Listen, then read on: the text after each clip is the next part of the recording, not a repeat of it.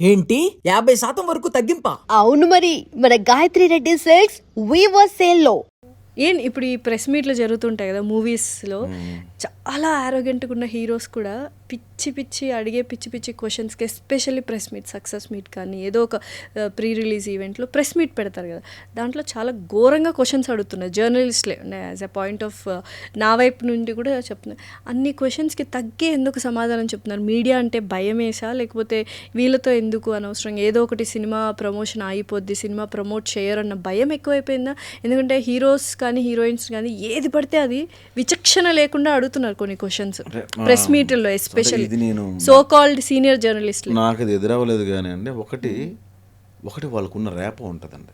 ఇప్పుడు ర్యాపో ఎంతున్నా కూడా మీరు ఎన్ని పుట్టుమచ్చలు చూసారు హీరోయిన్ అండం, ర్యాపో ఏంటి? మీ మొహము హీరో మెటీరియల్ కాదు కదా అండం ఏంటి? ర్యాపో ఏంటి? అక్కడ ఎవరో కూడా తెలియదు మనకు ఆ మనిషి. అసలు ఏంటి ఫేమస్ అవ్వాలన్న ఒక దీంట్లో అందరూ ఫేమస్ అనే కాదు, ఇక్కడ అందరూ చచ్చిపోయేది దేనికోసం అంటే ఐడెంటిటీ కోసం. అదే దాన్నే ఫేమస్ కదా, ఫేమ్ అదే కదా. అంటే ఒక మంచి పద్ధతిలో ఇప్పుడు ఫేమ్ అవ్వాలని ఎవరు ఆలోచించట్లేదు.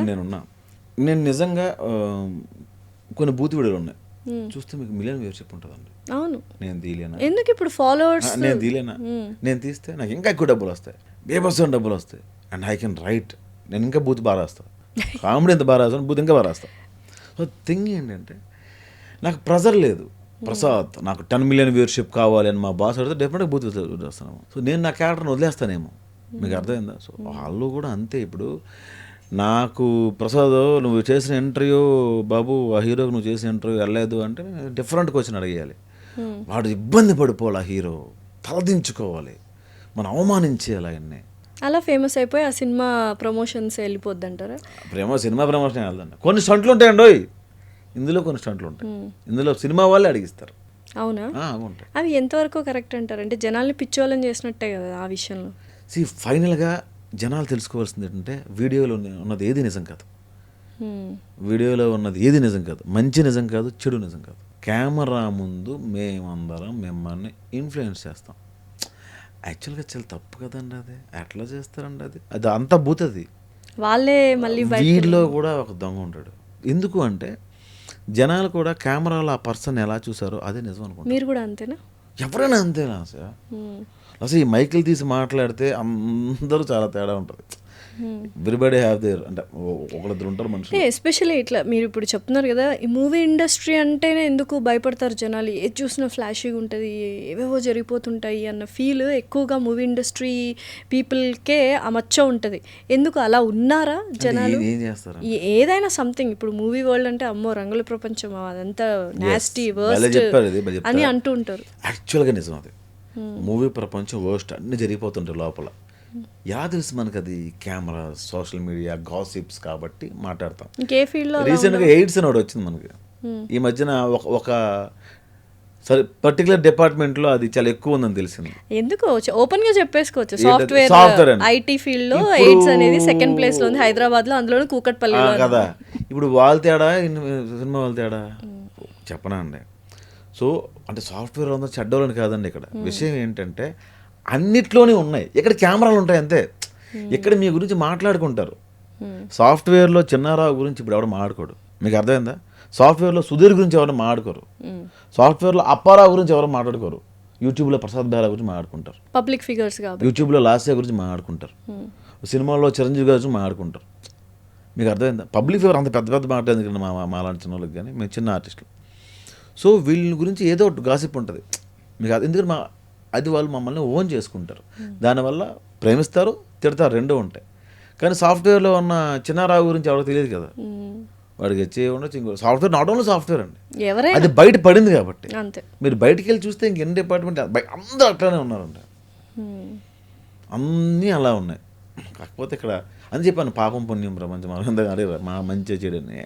అసలు ఇండస్ట్రీనే వద్దు, ఎప్పుడైనా వెళ్ళిపోయింటే బాగుండు, వేరేదేదో జాబ్ చేసుకుని బాగుండు, భాష్యంలోనే మ్యాథ్స్ టీచర్ అయిపోయింటే బాగుండు ఎప్పుడైనా అనిపించింది? నాకు ఎవరు జాబ్ ఎవరండి? ఎందుకు? నాకేం రాదు, వెళ్ళినా తీసేస్తారు. 40 జాబులు చేశాను అడిగారు, 40 జాబుల్లో ఎంతమంది తీస్తారు అని అడగలే మీరు? అవునా, ఎంతమంది తీస్తారు? 30 మంది తీసుకుంటారు. ఎందుకు? లేట్గా వెళ్తారు, పంక్చువల్ కదా. కానీ మీ సెట్లో ఎవరైనా లేట్గా వస్తే మాత్రం మహా చండా శాసనుడు అయిపోతాడు. అది నా సెట్ కదండి. ఓకే, సేమ్ నిజంగానే అంటే చాలా కోపదార్ మనిషి, బాగా యాటిట్యూడ్, ఆరోగెన్స్ ఉంది అని అప్పట్లో బాగా వినిపించింది. ఇప్పుడు బాగా కూల్ డౌన్ అయిపోయారు. ఏంటి కొన్ని సిచ్యువేషన్స్ జరగడం వల్ల, లేకపోతే స్వతహాగా ఇంకొద్దులే కొంచెం టెంపర్మెంట్ తగ్గించుకుంటే బెటర్ అని? ఎక్కువ ఆలోచిస్తే నిద్ర పట్టట్లేదండి, అందుకే వదిలేసాను. రోజుకి ఎన్ని గంటలు నిద్రపోతారు మామూలుగా? 3-4 3-4 గంటలు లగ్జరీ? అవును, ఏంటి నిద్ర లగ్జరీ అంటున్నారు ఇప్పుడు, నిజమేనా? అంటే బిజీ అవ్వడం ఒకటి అదృష్టం అయితే. ఎందుకు 3-4 గంటలు? మిగతా టైంలో ఏం చేస్తారు? ఆఫ్ కోర్స్ వర్క్ ఉంటుంది, తర్వాత 24 అవర్స్ వర్క్ మన ఉంటుంది. యూట్యూబ్ ఒక్కటే పని కాదు కానీ, ఇప్పుడు సినిమాలు చేస్తున్నాం, రాస్తున్నాం, ప్రొడక్షన్ చేస్తున్నాం, అటు డైరెక్షన్ ట్రయల్స్లో ఉన్నాము, అని రాసుకుంటున్నాము. రాత్రి 1 గంట 2 అవుతుంది డిస్కషన్. నీకు అర్థమైందండి, మనం ఇంటికి 10 గంటలకు వెళ్ళిపోతాం, తర్వాత మళ్ళీ ఫోన్ కాల్స్, మళ్ళీ ఫోన్లో వస్తాయి, డిస్కషన్స్ ఉంటాయి. అరే మొన్న ఒక పాయింట్ ఎట్లా అనుకున్నాం, అది కాదనుకుంటాం.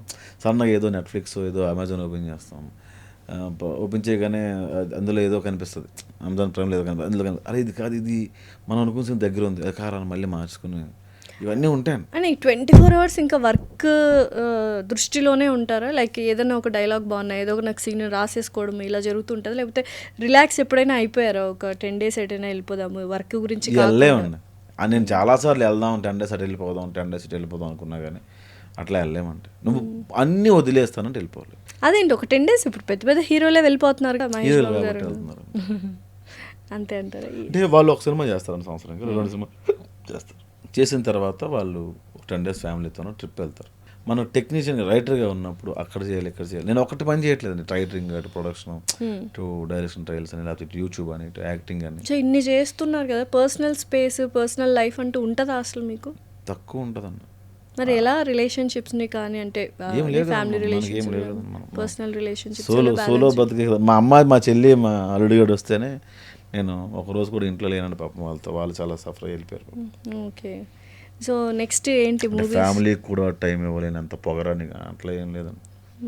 వాళ్ళు రావాలన్నా, వాళ్ళు తిరిగి వెళ్ళాలన్నా ఛార్జర్ డబ్బులు నేను సంపాదించాలి. బట్ స్టిల్ ఇప్పుడు అంత చేస్తుంది ఫ్యామిలీతో టైం స్పెండ్ చేయడానికి, ఫ్యామిలీ లైఫ్ బాగుండడానికే కదా. నేను దూరం ఉంటేనే బాగుంటాను, నేను దగ్గరకు ఉంటే మళ్ళీ గొడవలు ఎందుకు అరుస్తాను. మన వర్క్ టెన్షన్ అంతా ఆయన చూపించాలి. ఓకే, వర్క్ టెన్షన్స్ ఎలా ఉంటాయండి యూజువల్గా? అంటే అన్నీ మనమే అయి రాస్తున్నప్పుడు, యాక్టింగ్, డైరెక్టర్, తర్వాత రైటింగ్ ఇవన్నీ మనమే చేసినప్పుడు ఆ వర్క్ ప్రెషర్ అనేది ఎలా ఉంటుంది? ప్రెషర్ కాదు, మీరు ఎంజాయ్ చేస్తే వర్క్ని మాత్రం అదే ఉండదండి. ఇప్పుడు నువ్వు ఎందుకు వేరే సినిమాలు రాయట్లేదు, జస్ట్ వెళ్ళి వచ్చేస్తుంటావు, 2 వర్షన్లు రాసి వచ్చేస్తుంటావు, నువ్వు ఎందుకు కంప్లీట్ సింగిల్ కార్డ్ రైటర్ అవ్వు అని నాకు అడుగుతారు. నేను సింగిల్ కార్డ్ రైటర్ అయితే, అంటే నేను డైలాగ్స్ కదన్నారు, మీరు డైరెక్ట్ అనుకోండి, మీకు నచ్చే వరకు నేను రాయాలి, మీరు ఎప్పుడు రమ్మని అప్పుడు వచ్చి రాయాలి, అప్పుడు టైం కిల్ అయిపోతూ ఉంటుంది, మీకు ఏం కావాలో నేను రాయాలి. ఇప్పుడు నేను నా సిరీస్లకు, నా సినిమాకు అనుకోండి, నేను రాసుకుంటాను. నాకు నచ్చిన నేను రాసుకుంటాను, మీకు నచ్చిన రాయాల్సిన అవసరం లేదు. సో ఇలా కొన్ని రాయట్లేదు.